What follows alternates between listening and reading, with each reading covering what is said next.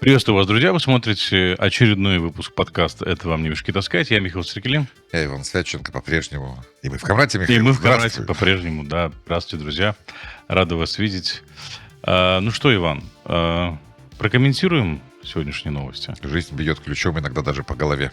Чаще по голове, чем просто ключом. О воде мы сегодня тоже поговорим. Конечно, Да. Вода — источник жизни. Вода — Были источник такие жизни. советские плакаты. Днестр — одна из наших двух рек. Наша скрепа. Да? Так? Двух берегов-то. Кто соединяет два берега? Днестр? Днестр, да, согласен. Ну что, давай, наверное, с главной новости этой недели. Я не знаю, во всяком случае, для меня она главная, и я попытаюсь объяснить, почему.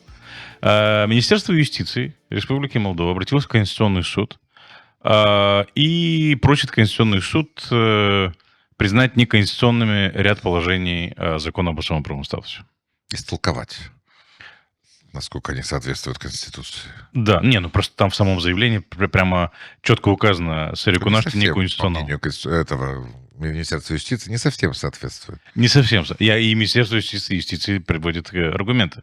Давай поподробнее здесь разъясним, о чем идет речь, о каких положениях закона об особом правовом статусе. Там 3 важных пункта, если я правильно понял. Ну, давай, как ты понял. Организация выборного процесса, назначение службы информации и безопасности и назначение главного полицейского. Да, и назначение начальника управления юстиции. 4. Окей. Да. Что это такое, Михаил?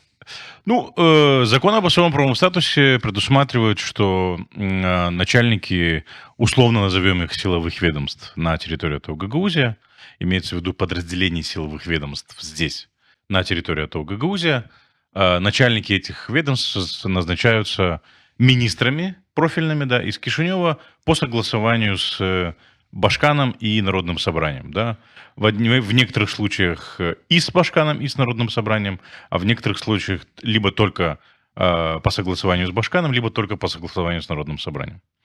В частности, Башкан, получается так, что Башкан предлагает, или Народное собрание предлагает, а министерство, соответствующее ведомство в Кишиневе профильное, это утверждает, либо наоборот, соответствующего ведомства, как в случае с СИБом, да, предлагает, а Башкан в данном случае назначает. Это нормы закона об особом правовом статусе, которые были заложены еще в 1994 году.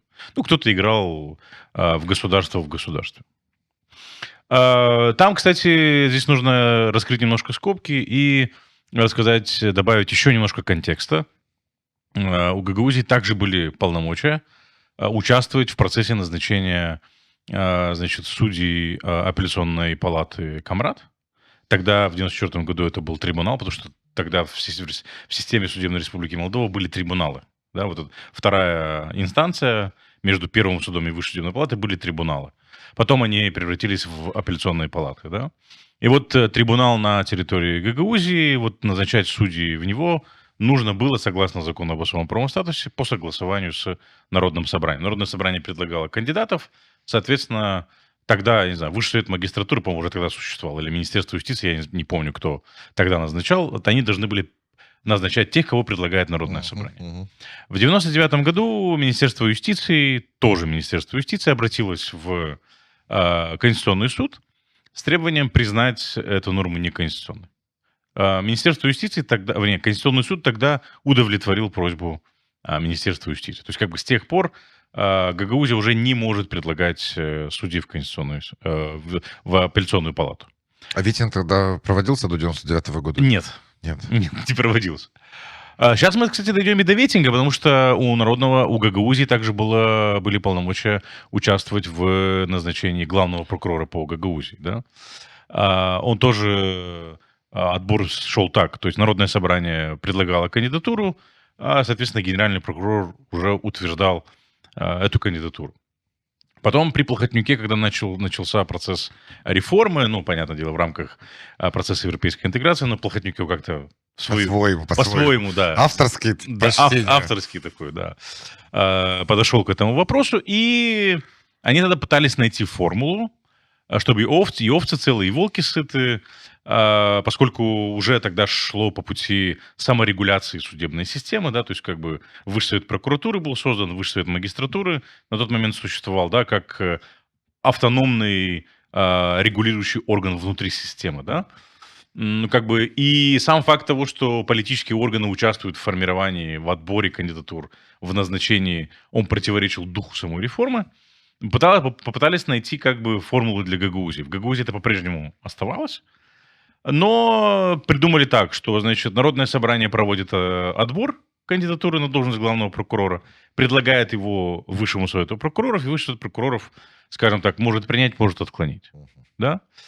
Потом уже, когда ПАС пришел, как бы они перестали играть в эту игру, сказали вот буквально недавно, по-моему, в 2025 году, если я не ошибаюсь, Конституционный суд признал и эту норму неконституционной. Ну, с моей точки зрения, как бы так оно и есть, да, то есть судебная система, как прокуратура, так и суды должны быть автономными, да, это третья власть, и они должны саморегулироваться, и участие политических фигур в отборе кандидатура, ну, как бы не совсем, не камильфо, скажем. Если вообще смотреть на ситуацию ad-hoc Да. по случаю, то у нас же есть Евгения Гуцул, Мгм. и любое, по-моему, действие, которое хоть каким-то боком нужно согласовывать с Евгенией Гуцул, на мой взгляд, есть оксюморон, ибо девушка не умеет читать. Давай я тебе дам еще больше контекста, это еще больше оксимирон. Но Значит, когда Шор Евгения Гусул стала башканом, да, стала, да, берем в кавычки. там все Да, закавычивать. всё, закавычивать, да. Евгения Гусул стала башканом. По процедуре, по закону об особом правовом статусе кандидатов, то есть Башканов является и председателем исполнительного комитета, то есть как бы регионального правительства на уровне этого Гагаузии. Значит, и Башкан после выборов предлагает кандидатов в исполнительный комитет, Народное собрание их утверждает. Что произошло, когда Евгения Гуцул стала Башканом, да? Шор с экрана большого огромного телевизора, который разместили в центре города Камрата перед площадью, ну, на площади перед исполкомом и Народным собранием, представил кандидатов в исполнительный комитет. В качестве кого? Ну, Он я не знаю в выступал. качестве кого. Не знаю в качестве кого. Да, Верховный это надзиратель. надзиратель, меценат, не меценат, не знаю, как он там, это самое. Ну, все почему-то это проглотили. И, внимание, этот же человек представлял кандидатуру на должность начальника Главного управления внутренних дел Гагаузии, А ты моя начальника прелесть. управления юстиции и начальника Сиба. на должность СИБа. Да. Прекрасно. Представляешь, да? Прекрасно. Прекрасно, замечательно. Пикантные подробности вашей такой региональной политической жизни. Ну вот представь себе, да? Человек, который в бегах, осужден на 15 лет. Тогда еще не было, по-моему, окончательного решения Высшей судебной палаты, но тем не менее было решение первой инстанции и второй инстанции, который реализовал и придумал, и, насколько я понимаю, реализовал самую дерзкую схему по ограблению банковской системы Республики Молдова. Да? И вот он, вся страна его ищет, хочет посадить в тюрьму, а Гагаузия дает ему возможность назначать начальника управления внутренних дел, начальника управления юстиции, начальника управления... еще момент пикантный. Таким же образом назначается глава батальона карабинеров в Камрате. Прелесть. По согласованию с Гагаузией. С Шором. У нас подозревается... да, Может, звучит сразу Шор. в закон об особом правовом статусе Гагаузии мы сразу внесем пункт Шор. Не, давай сразу Путин. Можно, да. Что тянуть? Что да? там уже, да, в конце концов, Да. маскироваться-то? Да. Давай Путин, да, то есть вот Владимиру Путину в Кремль, да, и прочим. Да, предоставьте кандидатуру на должность начальника управления юстиции, начальника управления внутренних дел. То есть человек, который будет управлять всей полицией Гагаузии. Представляешь себе такое? И карабинерами тоже, потому что И расследовать дело об электоральном подкупе. Да. Класс. А теперь мы переходим к Центральной избирательной комиссии. Да. Там же, в этом же обращении в Конституционный суд, Министерство юстиции просит признать неконституционным право и полномочия Народного собрания формировать и утверждать Центральную избирательную комиссию Гагаузии. Ну, там аргумент такой, что это создает двоевластие, поскольку у нас в Республике Молдова, согласно Конституции, единый, скажем так, единая электоральная система, избирательная система, да, и этой избирательной системой управляет Центральная избирательная комиссия. И эта Центральная избирательная комиссия отвечает за все избирательные процессы в Республике Молдова. Это прописано в Конституции. То, что прописано в Народном собрании, создает двоевластие в этой области. А двоевластие как бы не предусмотрено. И, с другой стороны, по большому счету, если смотреть в самом начале, когда этот закон закладывался, вернее, разрабатывался, судя по всему, люди, которые его разрабатывали, не совсем понимали, что такое унитарное государство и как оно должно функционировать. Ну, все же, мало того, что государство юное было, так еще и на практике нужно опробовать. Ну, да, на практике нужно опробовать. Можно было посмотреть другой опыт, но сам факт в том, что Гагаузии был предоставлен огромный кредит доверия. Да, то есть, как бы, ну, блин, на тебе, назначай себе там полицейского главного начальника, главного по юстиции, главного по службе информации и безопасности в Гагаузии. Это огромный кредит доверия. И это слишком много для такой автономии, как Гагаузия, которая была создана для сохранения своей идентичности, развития языка, даже экономики, да, развития экономики. Зачем Гагаузии контроль над судебными силовыми органами для того, чтобы развивать экономику? Экономику можно и без этого развивать, нет? Не особо получается. Ну, не получается. Не то. Не получается, потому что политики местные озабочены контролем. Это очень сильно напоминает, знаешь, ситуацию с Урикяном. Они получили компетенции назначать глав силовых ведомств и передали эту компетенцию Шору. Дали возможность Шору это их назначать, ну, понятное дело, за какие-то башиши. Также Урикян, когда получил возможность назначать генерального прокурора, он передал эту возможность кому? Ну, Плохотнюку. Да, за $2 миллиона. Продал это называется. Продал. Ну, так то же самое здесь произошло. Кому же они продали эту возможность Шору. Шор назначил, предложил. Понятное дело, что Кишинев как бы не принял это все, да? Но сам факт. И если это остается в законе об особом правовом статусе, значит, как по Чехову ружье на сцене, да, в 3-м акте может выстрелить. Правильно? Тут возникает, наверное, вопрос, а связано ли это с моей петицией? А ну-ка, давай-ка, Михаил. Ну, потому что я просил... Ты просил немножко другого. Нет, я просил то же самое. Частично. Частично, да. Но я просил 3 вещей. Первое, это... Уход от одномандатных округов. Ну, это 3-я часть. Первое, это чтобы выборы в Народное собрание Башкана регулировал Кишинев Кодексом о выборах Республики Молдова, Избирательным кодексом Республики Молдова. Второе, чтобы выборы проводила Центральная избирательная комиссия Республики Молдова, а не ЦИК Гагаузии. И сейчас, если Конституционный суд удовлетворит требования Министерства юстиции, значит, Центральная избирательная комиссия Гагаузии будет признана неконституционной. Соответственно, ЦИК Республики Молдова нужно будет взять на себя ответственность по организации проведения выборов. Да, Закон снимается, я так понимаю, если Конституционный суд вынесет соответствующее решение, снимается с повестки спор ЦИК, ЦИС. Да, полностью снимается. То есть вот эта проблема Да. отсутствия полномочий у Народного собрания, которое должно назначить, у которого Да. закончились полномочия. срок мандатов. Да. Там же, насколько я понимаю, мне нужно внимательно почитать обращение Министерства юстиции. Но там же, по-моему, поднимается вопрос о праве Народного собрания вообще регулировать выборы. То есть, как бы это снимает... То есть, это нельзя интерпретировать как прямой ответ на мою петицию. Я не знаю, вполне возможно, готовили это обращение в Конституционный суд и раньше, или параллельно, но она как бы была подана 9 марта, это после того, как я подал петицию, да. То есть, ну, частично можно сказать, что есть какая-то реакция. Ну и самое главное, конечно, да, это не самое главное, это тоже очень важно. Это 3 вещи, да, это чтобы не проводил выборы местный ЦИК, чтобы его практически не было, да, а Центральная избирательная комиссия Республики Молдова, которая на территории Гагаузии создаст окружной избирательный совет, и под контролем ЦИК Республики Молдова и на основании законодательства Республики Молдова будут проведены эти выборы. Ну и 3-е, это, конечно, избирательная система. Ну, с избирательной системой здесь должен принять решение парламент. Соответственно, кто-то из депутатов должен выйти с законодательной инициативой. Либо депутаты, либо какая-то фракция, либо... Какая-то, давай вот будем гадать, какая-то. Ну, ты знаешь, все фракции, которые сегодня представлены в Народном собрании, в парламенте, да, всем, как бы, это выгодно всем, переход от одномандатной на пропорциональную избирательную систему. Это выгодно и альтернативе, это выгодно и партии Усатова, потому что Усатый может таким образом хоть рассчитывать на какие-то места в Народном собрании, если, конечно, они заинтересованы в участии в гагаузской политике. Ну, любая партия заинтересована в расширении своего влияния, как бы, иначе зачем? Зачем участвовать в политическом процессе? Да. В общем, как бы, вот, одномандатная система не оставляет шансов практически никому, кроме Шора и кроме Кремля. который просто скупит этих значит, голоса в каждом избирательном округе и протащит своего кандидата.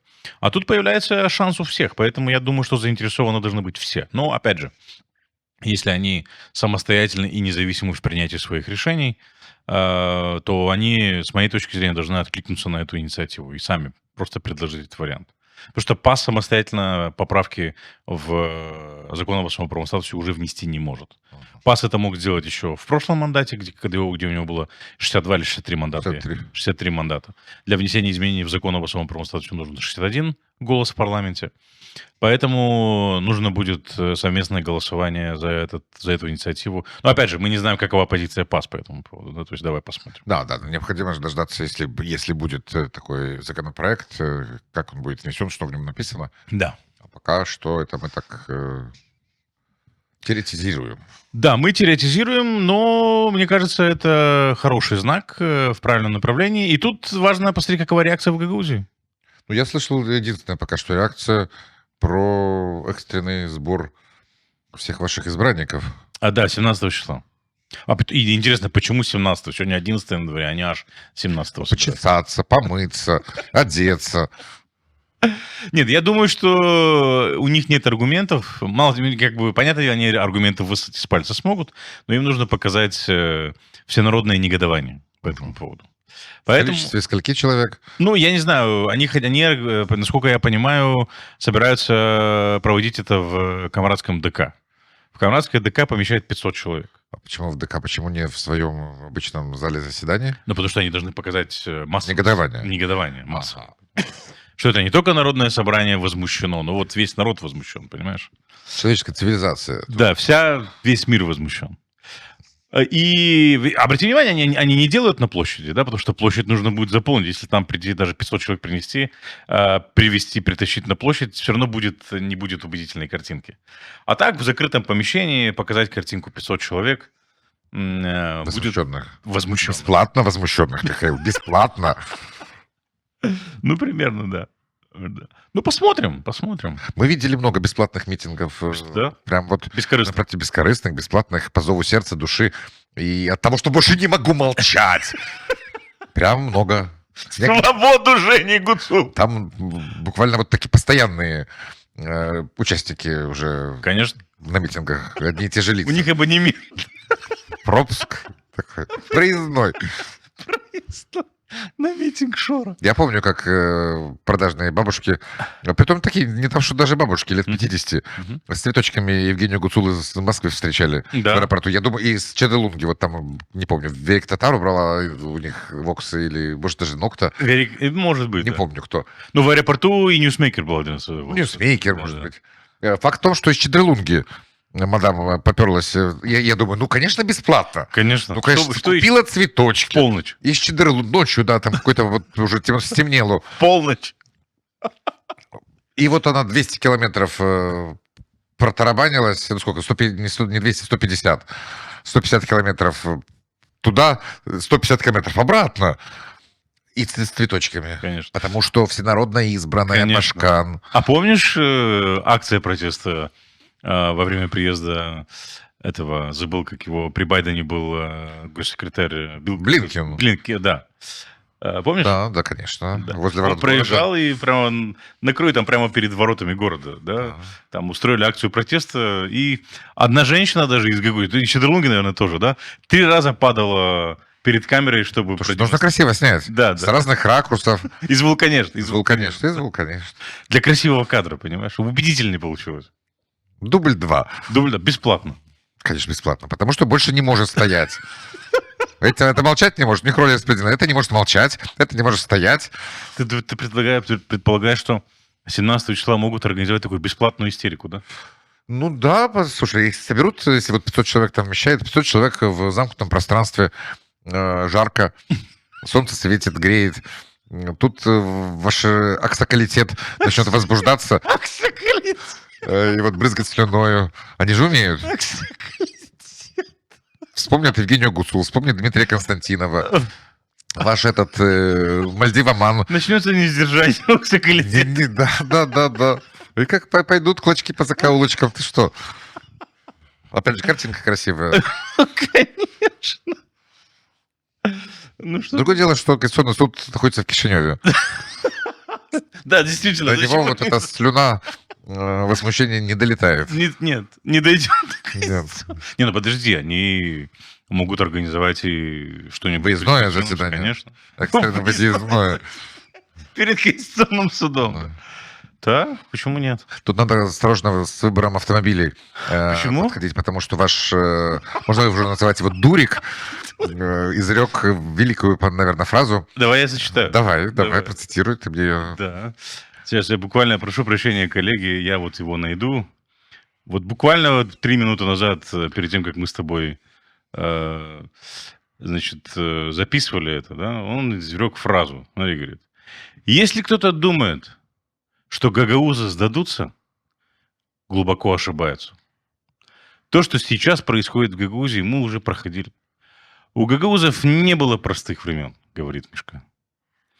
У гагаузской машины задней передачи нет. Ты понимаешь, они все зациклены. Поломана. Это означает, что машина поломана. Если нет задней Да, передачи. потому что как-то обычно есть задняя передача. Не предусмотрено природой, понимаешь, он говорит.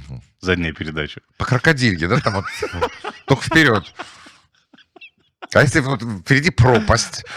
При этом, понимаешь, человек катается на БМВ, а БМВ они все заднеприводные. Да, окей, заднеприводные, переднеприводные. Он иногда все-таки паркуется, правда? Он катается, а потом паркуется. Нет, гагаузская автономия не паркуется. Не паркуется. Она только вперед. Вот едет. Езда у вас какая-то такая. Они все зациклены на задней теме, обрати внимание. Да, называется анально-фекальная фиксация. Это 3 стадии развития ребенка. Это характеризует, это первое, она характеризуется... То есть осталось в развитии, да? 2 года она заканчивается. Заканчивается. Приходит в другую. Вот тут не закончилось. Вот. Ты понимаешь... Дайте, вот тут дедушка Фрейд, не люблю я дедушку Фрейда, но тут дедушка Фрейд прям вот Ну, дедушка по науке. в этом плане, да. Да, тут все расписано. Знал, что говорю. Ну, на самом деле, посмотри, у Гагаузии закончились аргументы. У Гагаузии, значит, осталось 2 аргумента. И мы эти аргументы уже видели, мы их знаем, да? Это бесплатные митинги, да?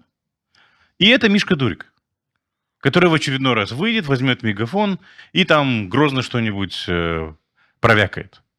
И он нас обвиняет, ну, не нас, а вот нас, это я имею в виду кого? Вот 3% жителей Гагаузии, которые проголосовали за европейский свой путь развития, да? И за партию ПАС, и за Майю Санду, и так далее. И он говорит, да, они всего лишь навсего 3%. Но я бы хотел посмотреть на Мишку Дурика, да? Он сам баллотировался в Народное собрание и не прошел. В маленьком округе, где 5000 избирателей. Для того, чтобы пройти в Народное собрание, нужно было набрать, там, не знаю, 1000, 2000 голосов. Он набрал 400. Он даже по своему округу в Народное собрание не прошел. Политик, потому что. Потому что политик. Потому что понимаешь? политик. Потому что у него поддержка всенародная. И понимаешь? каждый голос на вес золота. Да. И он обвиняет, значит, сторонников европейского пути, что да, их вообще там мало, их вообще не нужно брать в расчет. С этой стороны, что они могут предъявить? Они больше ничего не могут предъявить. Ну, выйдет Мишка, опять в мегафон будет кричать. Ну, приведут они эти 500 человек на бесплатное собрание Народного собрания. И все, больше ничего они предъявить не смогут. Причем, понимаешь, они же сами довели ситуацию до этого. Они не открестились они поддерживают российскую агрессию против Украины. Они стали инструментами, сделали Гагаузию инструментом российской агрессии гибридной против Республики Молдова. Они, значит, вовлекли в Гагаузию во все эти схемы по подкупу избирателей. На выборах, на референдуме, на выборах президента, на выборах в парламент. И они показали, что они используют Гагаузию и широкие полномочия Гагаузии как инструмент Кремля в гибридной войне против Республики Молдова. И после этого они задаются вопросом, а почему Министерство юстиции обратилось в Конституционный суд? Да потому. Что тут неясно? Ну, то есть еще можно это все вот уголовные вещи, а есть еще практическая сторона вопроса. Нужно же все-таки работать. Ну, конечно. Подразумевалось, что народное собрание будет работать, исполком будет работать, а все это выродилось в какой-то невероятный дешевый балаган. Самый настоящий. И обрати внимание, языком заниматься не хотят. Жалуются в Гагаузии, жалуются международным структурам, что Кишинев заставляет их учить родной язык. Это мы уже проговаривали. Экономикой заниматься не хотят. Понимаешь, уже который год, который десятилетие в Гагаузии, в Республике Молдова в целом продолжительные засухи. Как все, кто угодно, кому не лень, говорят о том, что нужно что-то делать с орошением в Гагаузии. Нужно каким-то образом добиться того, чтобы протянуть сюда водопровод то ли с озера Елпук, то ли с Дуная, то ли откуда-то, для того, чтобы у сельского хозяйства была возможность орошать поля. Вообще ноль об этом. Это такая, на мой взгляд, национальная идея могла бы быть для Да, Гагаузии. 100%. Я вот про Елпук не слышал, а про Дунай слышал от Иона Стурзы, который, я думаю, сколько у него интереса есть какие-то сельскохозяйственные на юге, в теме разбирается. 200 миллионов стоит этот проект.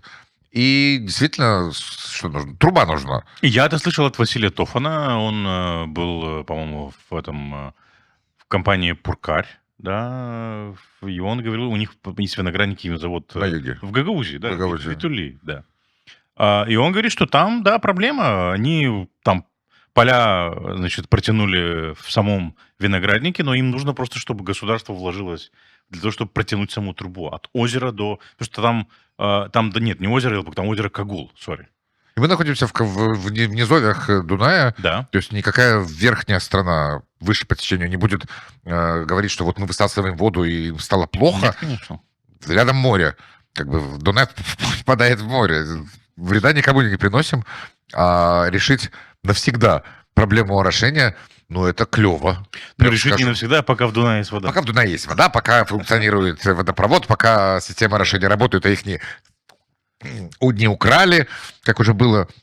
Ну, то есть я не слышал хотя бы, чтобы подняли хотя бы раз вот это слово. А это прям вот хороший повод и инфраструктурного проекта, и стратегических выборов о вложении денег на поколение.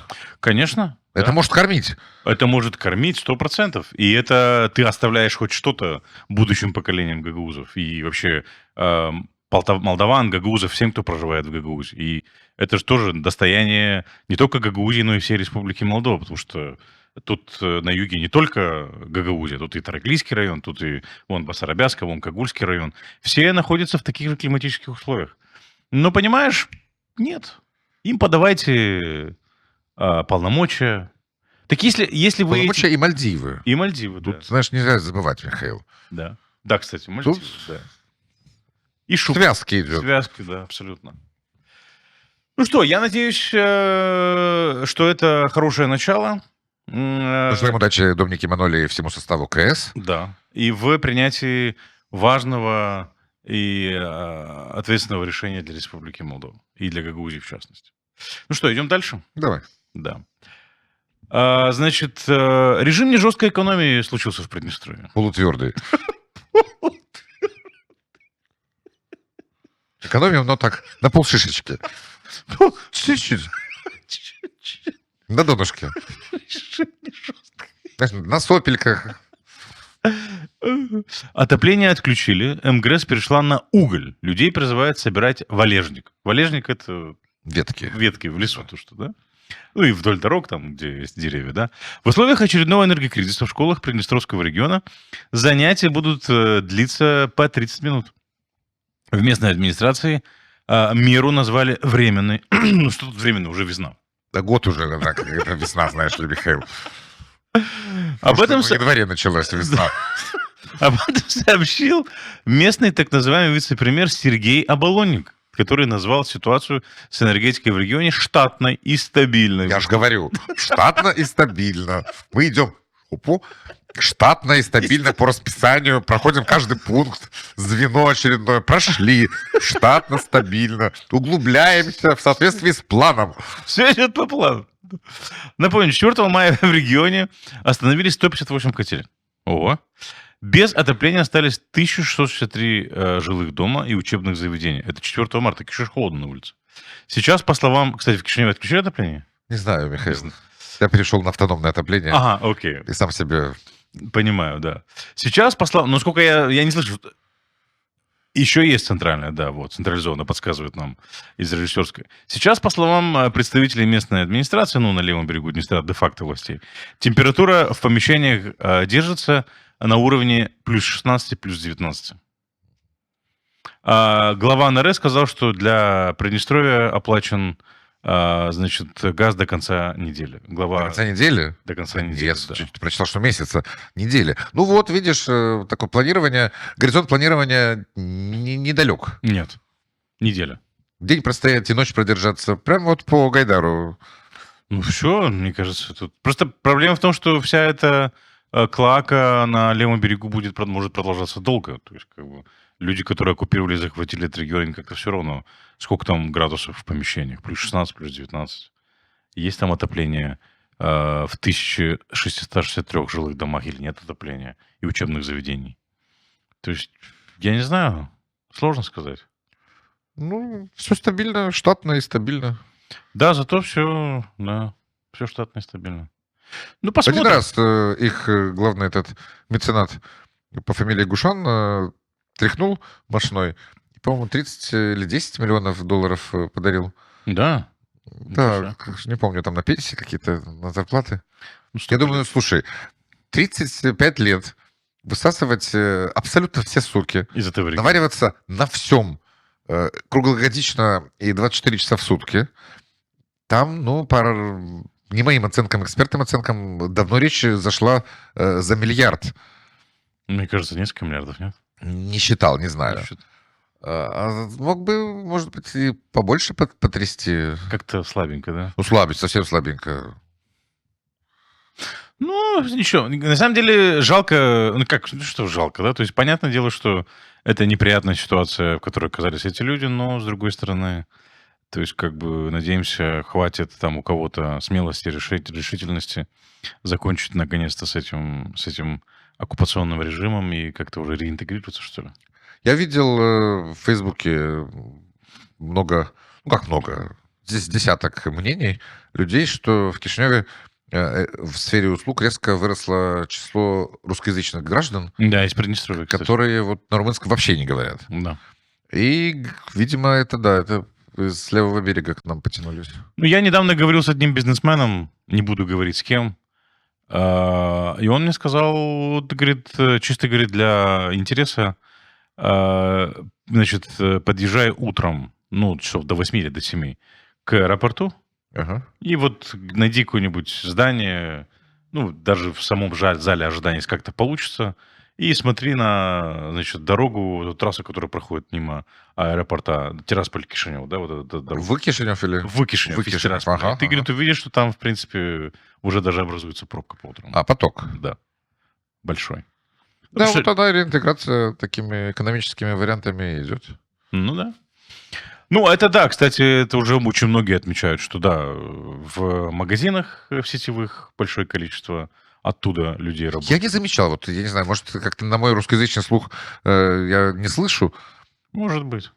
не знаю, но наверняка, ну, если другие-то отмечают.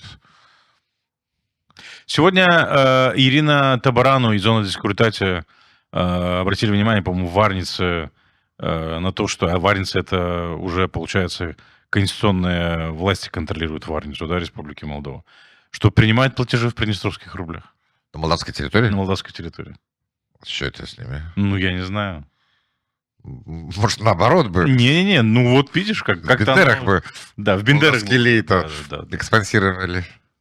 Ну вот, я думаю, правоохранительные органы должны как-то этим заняться. Ну, поднять в бровь, я думаю, стоит. Безусловно. Что такое?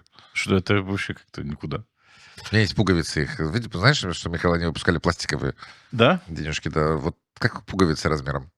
У меня есть какие-то 10 рублей, что ли. У меня, по-моему, тоже есть. О, видишь? Нумизматика. Или нет, они мне предлагали. Я как-то, по-моему, лет 5 назад был там. И они предлагали мне купить. Там зашел поменять там деньги. И они предлагали купить. Я сказал, нет, спасибо. Отказался. Давай дальше. Черноуцяну, начальник главного генерального инспектората полиции, сказал, что знает, где находится Константинов. Константинов якобы находится на квартире у друга в Тирасполе. А Лазован и Нестеровский находятся в охраняемом отеле на территории военной базы. А Константинов не заслужил. Охраны. Да. У друга. Ну, может, значит, ему нужно более комфортные условия нужны, чем в гостинице. Ты думаешь, что там более комфортные условия? Ну, у друга. У друга. Ну, наверное, я не знаю. Не знаю, тут, знаешь ли, по-разному можно трактовать. Смотря какой друг, да? Смотря какая охрана. Нет, я ж про условия в квартире. Всяко лучше, чем в гостинице на военной базе. Нет, Я разве? Не знаю. Нет? Я смотрю, вот если сверху на эту ситуацию, я думаю, вот на старости лет богатый человек вот занимается херней, прыгает по этим сепаратистским режимам, а, молчит, да, он же без заявлений в Мгм. последнее время В последнее обходится. время он сделал «не хочу, говорит, сидеть в тюрьме». Не хочу. Ну, понятно, что не хочу сидеть в тюрьме. Услышала ли его Евгения Гуцул? Нет. Услышали ли его соратники по Народному собранию? Думаю, нет. А Шору слушал? Ну, господи, тот давно не хочет сидеть. Нет, на самом деле, понимаешь, у этого... Вот на старости лет вот этой вот Ну, понимаешь, заниматься... я слышу, как бы, известное же выражение, да, то есть с годами приходит мудрость, или как это называется, да, с возрастом приходит и мудрость, там, забыл, как это выражение, да, иногда возраст приходит один. В одиночестве, Да. да. Ну, понимаешь, у этого человека была возможность, я не знаю, я признаюсь честно, когда вот в 21 году в конце и в начале 22 года, как раз вот перед, просто мы особо тогда следили за Народным собранием, как-то не особо следили за всей вот этой вот историей с накоплением, скоплением войск у границы с Украиной. Да, это буквально перед началом большого вторжения в Народном собрании закончилась эпопея с избранием председателя Там Народного их 50 раз пытались, да? 15 раз. Окей. 15 раз пытались избрать, и его, значит, соперником на должность председателя был Виктор Петров. Ну, человек там кора молока, в общем, как бы все это о нем было известно. И я такой сижу, думаю, блин, а кто бы из этих, понимаешь, и то плохо, и это плохо, да? Я такой думаю, ладно, этот уже седой. В Гагаузии давно, там, семья здесь, бизнес здесь. Виктор Петров непонятно откуда появился. Думаю, ну ладно, вот уже никто не будет искать там, не знаю, как он эти свои там миллионы заработал от Константинов, свой спиртзавод и так далее. Думал, что вот на старости лет человек уже как-то образумился, остепенился, да, и уже думает о вечном. Оказалось, нет, понимаешь. Он думает, но не только о вечном. Он и про вполне себе насущные вещи Нет, я не думаю, что забывает. он хотел показать Кишиневу, что он здесь хозяин, понимаешь. Так Башкар же должен быть хозяином. Ну, неважно, видишь, он на один момент стал таким главным рулевым в Гагаузии. Аксакалом. Как там? Аксакалитет. Аксакалитет, да. И Главное. оказалось, что, понимаешь, ну, не сообразил, то есть, ну, это ж вообще смешно. Когда до них дойдет, вот, Михаил, до всех вот этих шоровских продажных компаний, что все-таки они поставили не на ту лошадь. Ну, Или не дойдет? Нет, дело даже не в этом, понимаешь, смотри, они не могут понять одного, что мы живем в Республике Молдова, и Республика Молдова уже идет в Европейский Союз. Понимаешь, тут нужно вот в контексте первой новости размечать несколько мифов. Я не знаю, если у нас есть время, нужно, мне кажется, важно об этом сказать. Все считают, что ты слышишь вот эти нарративы, да? Вот вчера буквально там посты в Фейсбуке. Ну вот, это нарушение всех договоренностей с Кишиневым. У нас же были переговоры, мы же договорились. Я такой сижу, думаю, а какие вообще переговоры были? О каких переговорах вообще говорят эти люди? Они намекают на 94 год, когда обсуждался закон об особом правом статусе. Они называют переговорами то, что Кишинев создал рабочую группу для разработки закона об особом правом статусе. И пригласил, значит, представителей гагаузского сообщества в эту рабочую группу, в которую входили разные ведомства по всей стране, да, для разработки этого закона. Пригласили гагаузов, потому что этот закон касался Гагаузии. Это все равно, что не что иное, как процесс принятия решений, соответствующий принципам прозрачности, да? То есть орган, отвечающий за разработку решения, создает рабочую группу и включает туда разных заинтересованных сторон. И Гагаузия в этом вопросе участвовала как одна из заинтересованных сторон. Они это воспринимают как переговоры. Это никакие не переговоры. Они до сих пор не могут принять того, что Гагаузия существует как результат доброй воли Кишинева, проявленный в отношении гагаузского сообщества. Нету никакого международного соглашения, какого-то договора, который гарантировал бы статус Гагаузии. Это исключительно добрая воля Кишинева, который принял закон об особом правом статусе. Здесь очень многие, значит, им нравится ссылаться на Южный Тироль, Аландские острова. Но Аландские острова имеют международный статус. Южный Тироль – результат двухстороннего соглашения Италии и Австрии. В случае с Гагаузией ничего такого нет. И намеки на то, что здесь был Демирель, это не международное соглашение. Демирель не взял на себя обязательства и не подписал нигде бумажку, которая говорила бы о том, что Турция является гарантом существования гагаузской автономии. Такого нет. Я его встречал, Михаил. Встречал его, да? От него пахло нафталином. Да? Серьезно? Он очень солидный мужчина такой. Вот, прям вот он там прямо аксакал. А вот пиджак такой Да? хранится от моли. Ну, историческая фигура. Ну да. То есть, понимаешь, вот этого никак не могут до сих пор понять. И если Кишинев захочет, гагаузской автономии не будет. И Кишинев не захочет. Ну, он Кишинев не слава захочет богу, что не этого. захочет, Вот понимаешь? ты, не дай бог, дашь им очередные пищи для петард. Да нет, я не дам... Для взрывания пердаков. Ну, этим, что ли? Нет, так подожди. Кишинев не хочет. Так в том-то и дело. Ликвидация автономии, ущемление автономии. Все там Ну, должно подожди, быть по-нормальному. Кишинев не стал бы задумываться о том, чтобы обращаться в Конституционный суд сейчас. И сейчас, если бы Если бы Гагаузия... справлялись сами. И Гагаузия не давала ему повод. Это же, вот я же говорю, выродилось все в какой-то балаган на всех уровнях власти. Да. На всех. Тут в составе какой-то, не знаю, цирк. Здесь клоунада. И беглый Митинги преступник клоунада. назначает глав Куда? святых... По телевизору. Да, Ну, алло, да. мы вообще в каком веке живем? И если бы Гагауза не дали Кишиневу повод, Кишинев даже не искал бы возможность признать эти положения неконституционными. Неужели непонятно? Поэтому эти должны сидеть тише воды, ниже травы, а они нет, они, понимаешь, показывают, что у Гагаузии нет задней передачи. Да кого вообще интересует? Знаешь, еще вот про Евгению Гуцул два слова скажу. Мгм. Раздается мнение, что вот мать двух детей, Да. надо посочувствовать. Я могу посочувствовать матери двух детей, но проблема в том, что вся эта хоп-компания хочет украсть будущее всех других детей Да, 100%. своими выкрутасами, продажностью, коррупцией и захватом власти. А другие дети тоже хотят будущее. Не только дети вот этих товарищей. 100%. И вся страна хочет будущее, стратегическое развитие. Да, и я хочу, чтобы нашим детям была передана хотя бы что-то от гагаузской Да автономии. не скамейки в Гагаузленде Нет, конечно. в качестве вот счастливого светлого будущего. Нет. Абсолютно, понимаешь? Ну что это, блин, пришли, блин, дали Гагаузия ленд. Я вчера, кстати, недавно приезжал тут. И как там? Пусто. Пусто. Пусто. Стратегический объект, туристическая жемчужина. Понимаешь? Вот рядом, прямо рядом с Гагаузлендом проходит ЛЭП. И Сакчевал, конечно, Кишинев. Вот это инвестиция, и ты понимаешь, зачем она нужна. А зачем вот это вот нужно, имеется в виду Гагаузиленд, я не понимаю. Никто не понимает из вменяемых людей, на мой взгляд. Ну, Это вот. как бы расходы номер 50 по степени важности. Мы вообще-то говорили о том, что Черноуцану знаешь, где находится Константин. Но снова углубились в проблематику региона. Ну да. Давай еще о Приднестровье. Давай. В Приднестровье растет количество, вот мы тут записали ЗППП, а ЗПП – это заболевание, передающееся половым путем. Ну, Да? Да, есть такие. И чесотки. Да, это новость на... Три раза, по-моему, там В лишь. Телеграме новости Приднестровья есть такой канал. Минздрав ПМР, да, значит, предупреждает.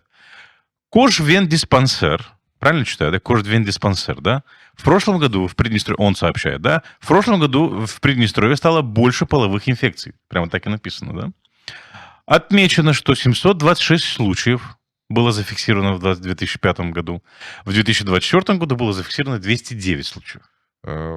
Больше, чем в 3 раза. Больше, чем в 3 раза. Преобладающая группа больных в возрасте от 20 до 39 лет. 39 лет, господи, ну что с людьми? Ладно, 20. Да.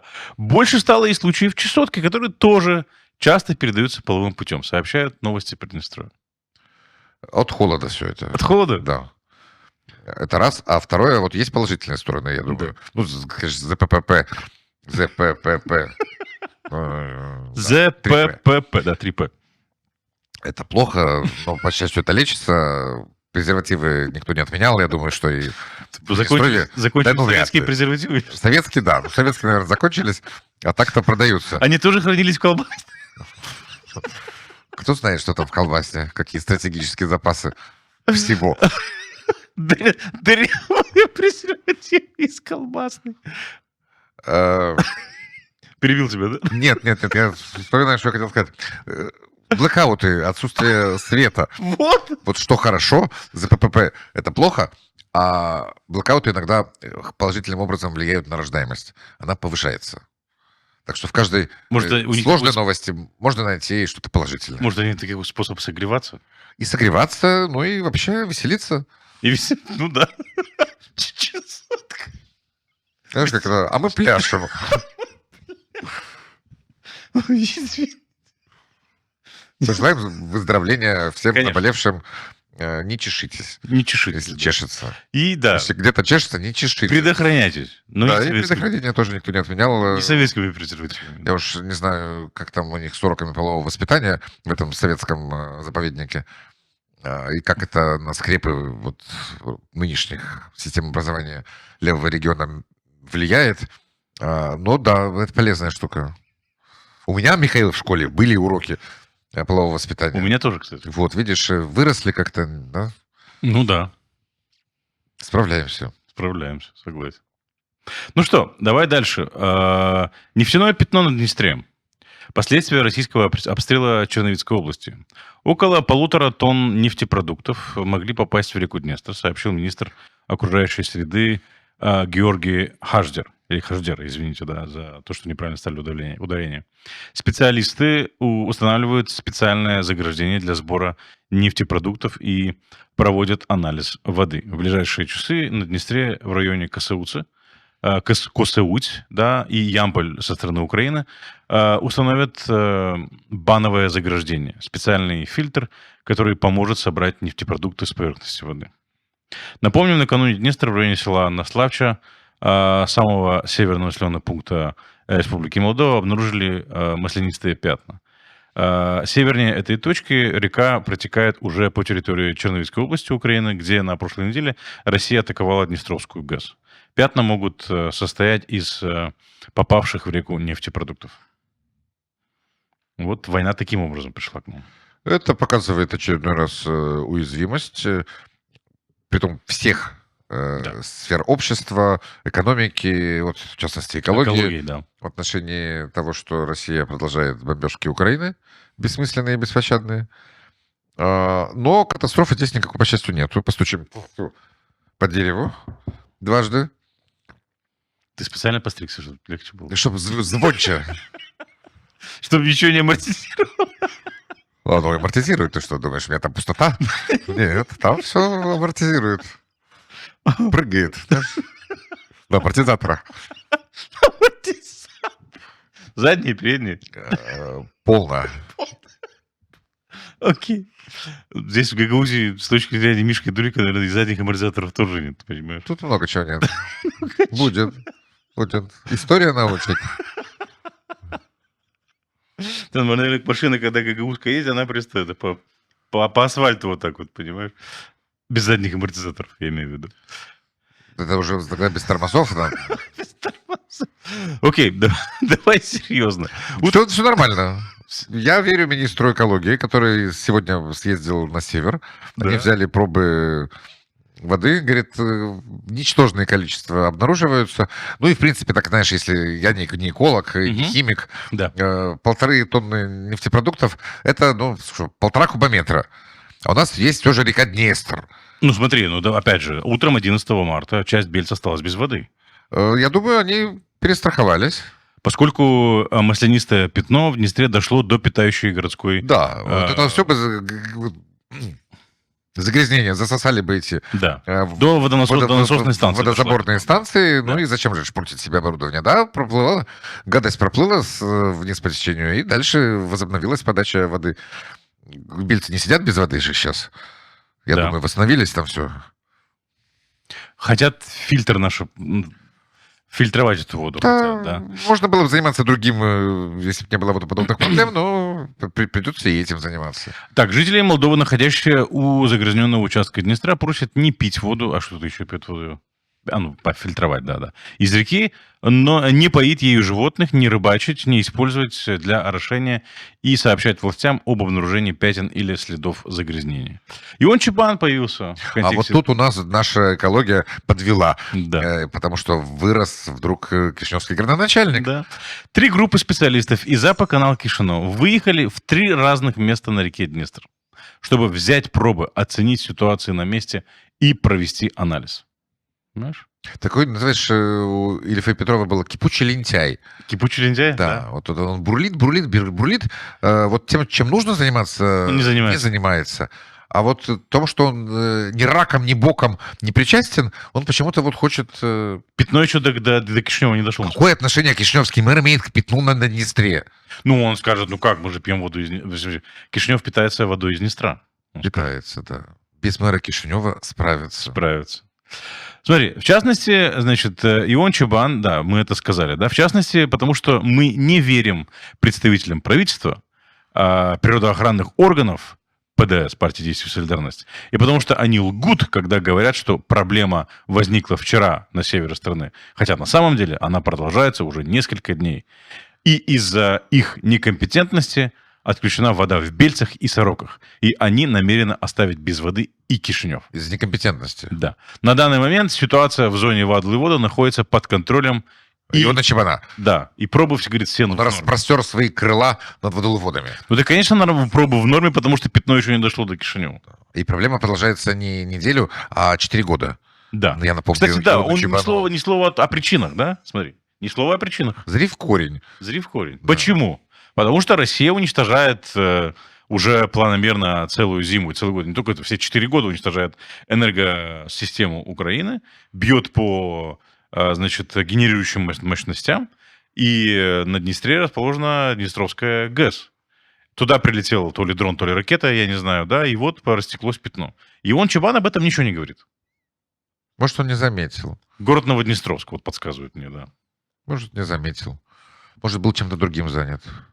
Ну нет, просто отвлечение внимания, использование этой темы для того, чтобы наехать на власть. Понимаешь? Ну, да, он же говорит, Минэкологии лжет. А я считаю, что Мария Кишинева изовралась. Да, и то, что не первый мандат это продолжается. Сегодня Лилия Бураковский сделала пост, наша коллега, и задается вопросом, а вообще жителям Кишинева как-то помогают посты мэра Иона Чубана и его сторонников о том, что дороги по всей стране в плохом состоянии? Ну, Лилия Бураковский про депутатов партии ПАС там упомянула, что Ну, те постят дырки на кишиневских дорогах, а Ион Чебан дырки на каких-то республиканских трассах. а как было бы хорошо, если все занимались Занимались делом. своим? Да, Своим. да. Местные власти занимались бы Кишиневом. Вот я так мечтаю, Михаил. Я никогда в жизни, ты понимаешь, не видел в городе Кишиневе, чтобы местные власти занимались бы местными проблемами. Распилом, да. Взятками, да. Откатами, да. Незаконным Какими-то строительством, да. помпезными, никому не нужными пафосными Концертами. открытиями улиц. Да, это видел. А вот чтобы с мозгами сделать какую-нибудь вменяемую урбанистику, Нет. ну нет. Вот не шмогла и не шмогла. На протяжении десятилетий. Да, кстати. И денег вроде при Ионе Чубане у города появилось больше, но потому что изменилась формула финансирования местных органов власти, но мы видим, что это все приводит к уничтожению того, что было. Ну, сквер между органный зал, по-моему, да, он и театр имени. Театр имени Невского, да. Да. Это показатель, да? Там, кстати, это просто в самом центре пуп земли, и это показатель. А пойди окрест. Про все эти отремонтированные улицы, которые опять разрушены. Эти пешеходные переходы, которые мы наблюдали в этом году, да? Плиточка, которая отваливается буквально. Зиму не пережила. Пальцем ковырни, и оно всё. отваливается. Да, ступеньки рассыпались в некоторых местах. Ион Чубан этим не занимается. Нет, у него пятно на Днестре. И дырки на ямы на... республиканских, да. Да. В Кишиневе, приезжай в Кишинев, Михаил. Будешь медленно ездить, будешь соблюдать скоростной режим сполна. Буду ехать. Да. Как пьяный, да? Окей. Аккуратненько. Еще новость, да. Чубан, Тарлев и Марарь оспорили в суде Румынии запрет на въезд в страну и в Шенген. Да? Сегодня апелляционная палата Бухареста отклонила иск Иона Чубана, лидера партии МАН, да, они попросили отменить запрет. Об этом, 11 марта сообщило Министерство юстиции Румынии. Чубан назвал решение суда политическим и заявил, что обратится в Европейский суд по правам человека. Молодец. Вперед. Вот. Я не очень понимаю, правда, как даже если он выиграет процесс в ЕСПЧ, как это обяжет власти Румынии, которые по рекомендации спецслужб приняли такой запрет. Ну, это суверенное право властей. Да. Не хочу тебя видеть В нашей стране. В нашей стране, и все. Тут есть вот хорошая такая масенькая нюансик. Мгм. Дело Василия Тарлева будет рассматриваться 1 апреля. О, интересно. Я считаю, в День дурака самое то. Там вот сошлись, два одиночества сошлись. А а суд в Румынии знал, что это день дурака? А я думаю, они знали про Тарлева.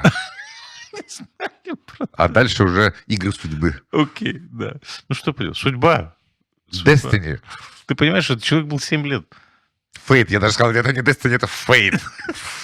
7 лет был премьер-министром. Дольше всех, понимаешь? Дольше всех, да. До сих пор этот скорбный рекорд не побит. Понимаешь? Улыбался, двигал Вечно бровями. улыбающийся Вася, понимаешь? Ну это же просто ужас. С консультациями, кстати, скоро будет конец марта, перевод стрелок. Вот консультировался с Ворониным, а можно ли перевести часы на летнее время? Сам не мог. Сам не мог принять такую ответственность. Ответственно, это же всю страну касается, всей страны касается. Ты что?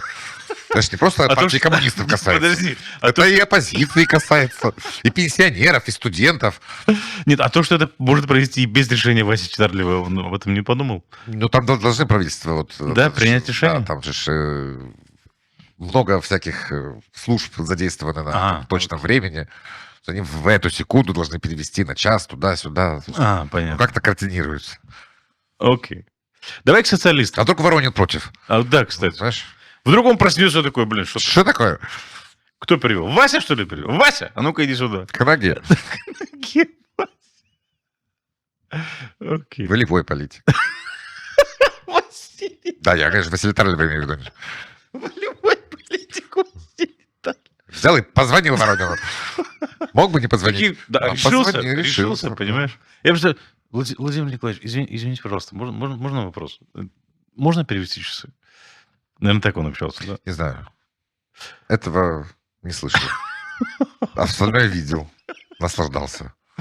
Окей. Ну, у меня еще была спикер Евгения Савчук. Да, это ж... Ну, кстати, она меньше была спикером, всего 4 года. 4 года. Вася дольше был. Кстати, вот она, конечно, спикер Аховой. Но это не Евгения Гуцул, это все же более вменяемый вариант. Это все же Остапчук, да. окей. Да, а вот хочу сказать комплимент Евгении Остапчук. Поспикерила, Да. ушла. И больше не появляется. Все. И не слышно, не видно никаких. Вот я хочу стать мэром, я хочу снова в парламент. Возьмите меня в какой-нибудь НАРЭ. Да. Нормально себе вот живет женщина пенсии, да? на пенсии. Ну, я думаю, на пенсии уже. И молодец. Да. Молодец. Пример от нее добрый. Да, вот так и надо. Лучше бы, конечно, без этого примера. А чтобы у нас Ну 4 да. года спикером был какой-нибудь более вменяемый человек. Мариан Лупу, например. Ну, Мариан Луп лучше спикер был, чем Евгений Остапчук. Окей, ладно. Но лучше и без Мариана Лупа. Знаешь, вот как показала наша фейт, Праг, да. наша серендипити, лучше без Мариана Лупа. Во Согласен. всех ветвях власти.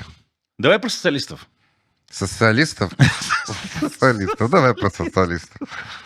А что они? Партия социалистов начала подготовку к 9 мая, О, боже мой. Да, вижу эту новость. заявил депутат Влад Батрынчев. По его словам, ПСРМ возьмет на себя организацию и юридическую ответственность за проведение Марша Победы. Слушай, март на дворе, понимаешь, только начался.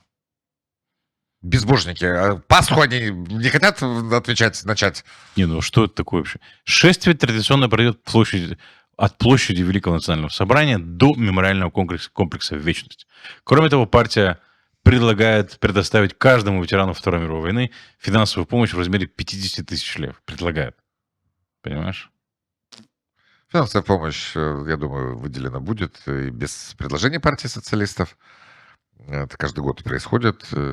Наши выплаты раза в 3, по-моему, превышают выплаты в Российской Федерации, к слову. И с каждым годом все больше. Да, но ветеранов все меньше становится. Как бы, если что-то успеть сделать, то... Ну, опять же, понимаешь, ну, Можно как бы, поторопиться. к чему эти шествия? Это, опять же, вот... Я каждый раз, когда читаю подобные новости, я думаю, господи, дай дожить до 10 мая. Чтобы это все закончилось. Да. Чтобы эта истерия вся прошла. Это истерия, потому что это не праздник ни Дня Победы, ни Дня Европы, ни Второй мировой войны, ни Великой Отечественной войны. Это истерия, и вот дешевое нагнетание идеологических установок, продиктованное Российской Федерацией и политикой вот оттуда. Но Это мешает... не имеет никакого отношения ни к памяти о войне, ни к памяти погибших, павших, ни размышления о будущем детей. Ну, в том виде, в котором его отмечают, и то шествие, которое устраивают в России, это уже оправдание войны, по большому счету. Ну, конечно, там еще жестче. Да, и эти оттуда же берут это Да, всё, да, ветер дует Оттуда? в партию социалистов с востоку. Это ж просто ужас какой-то. Ну что ж, надеюсь, и вразумятся они, хотя вряд ли. Вряд ли они вразумятся. Пока пуповина не отрезана, да. ну, как они... Согласен.